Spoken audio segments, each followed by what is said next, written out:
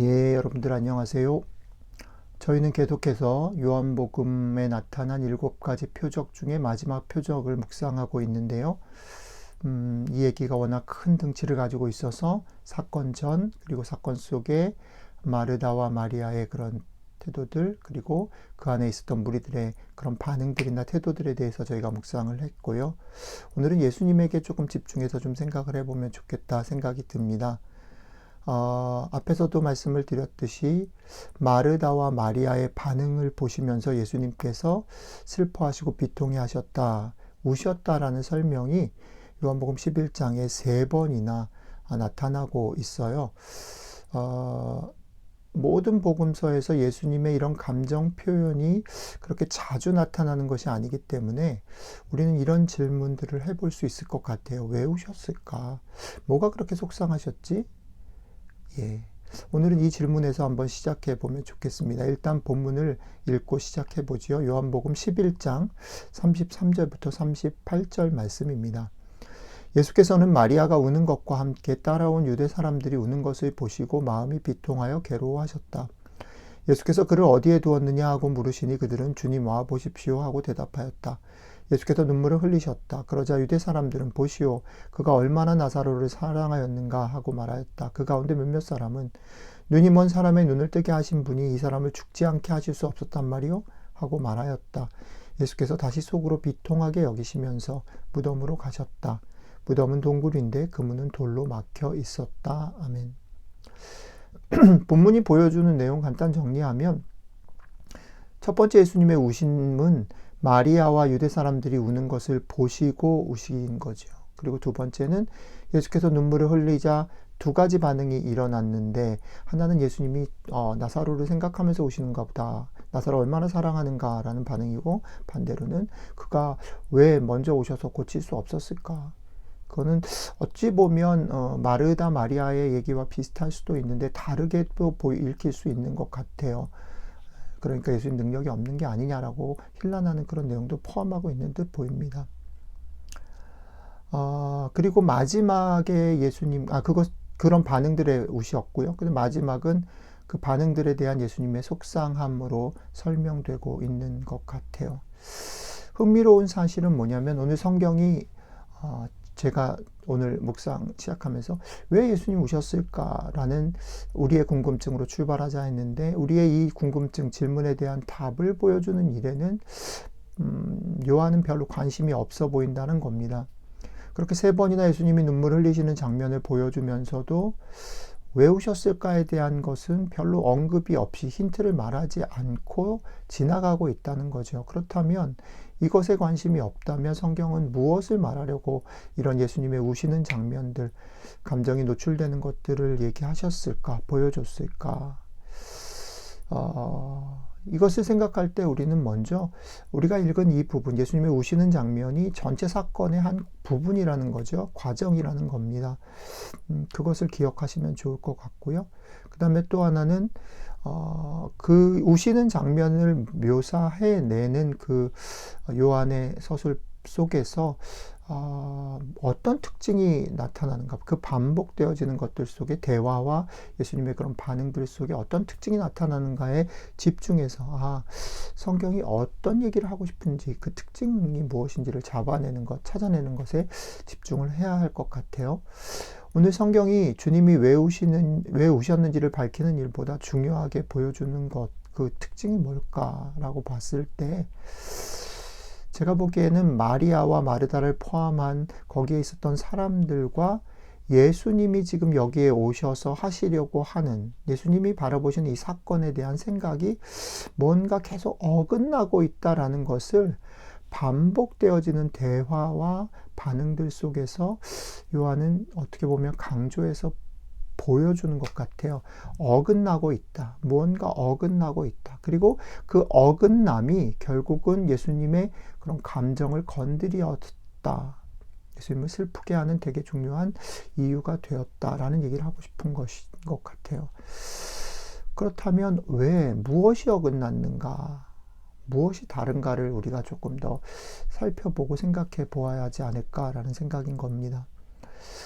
사건 속에는 마리아 마르다를 포함해서 예수님의 적극적인 지지자들이 있고, 또 아까도 말씀드렸지만 예수님의 그런 권위와 능력에 대해서 부정하고 무언가 흠을 잡으려고 하는 우호적이지 않은 사람들도 같이 있는 거지요. 다양한 그룹의 사람들이 이 사건 속에 있습니다. 그런데 이 다양한 그룹의 사람들, 서로 각각 결이 다른 이야기들을 나누는 이 사람들 속에 공통적인 게 있는 거죠. 그게 뭐냐면 이 모두가 다 다름에도 불구하고 예수님이 오늘 여기 왜 계시고 무슨 일이 일어날 것인지에 대해서는 전혀 기대를 하거나 예측을 하지 못하고 있다. 아니, 정확하게 말하면 예수님도 죽음은 이길 수 없다라는 생각 속에 강하게 같은 마음을 가지고 있다라는 겁니다. 주님이 여기에 오신 이유는 사실은 앞에서도 요한이 보여주는 것처럼 명확합니다. 그리고 중간중간에 예수님의 기도라든지 예수님의 표현 속에, 마르다와의 대화 속에 예수님은 분명히 여기 온 이유들이 자신의 부활을 표적하기 위한, 가르치기 위한 어떤 이유들을 분명히 가지고 오셨는데, 그것에 대해서 마리아, 마르다, 또 적대적인 사람들까지도 전혀 눈치채지 못하고 기대하지 않고 있다라는 거죠. 그들은 그렇기 때문에 그들이 있는 자리에서 그들의 느낌대로 아쉬움을 표현하거나 불평을 표현하거나 의심을 표현하고 있다라는 겁니다.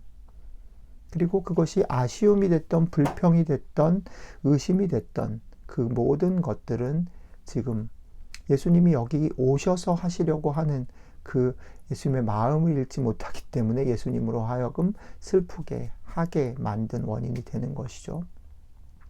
저희는 계속해서 이번 주에 믿음에 대해서 계속 생각해 보고 있습니다.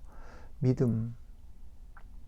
우리가 믿음이 있다 없다라고 말할 때 그것은 한 번 있으면 영원한 것이 아닌 것을 우리는 이번 주에 계속 봅니다.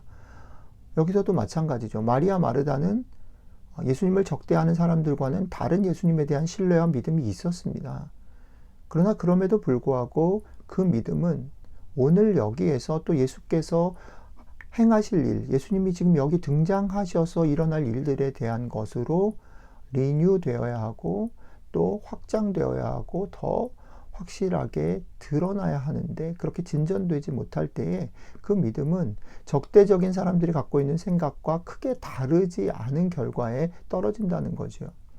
이게 그러니까 너희들이 믿음이 없어 라고 지적하려고 하는 것이라기보다는 어떤 면에서는 우리 주님을 믿는다라는 것, 주님의 부활을 믿는다라는 것, 주님이 우리 주님이 되신다라는 것, 또 온 세상의 주인이시다라는 것을 믿는다라는 것이 결코 간단하거나 쉬운 일이 아니라는 거죠.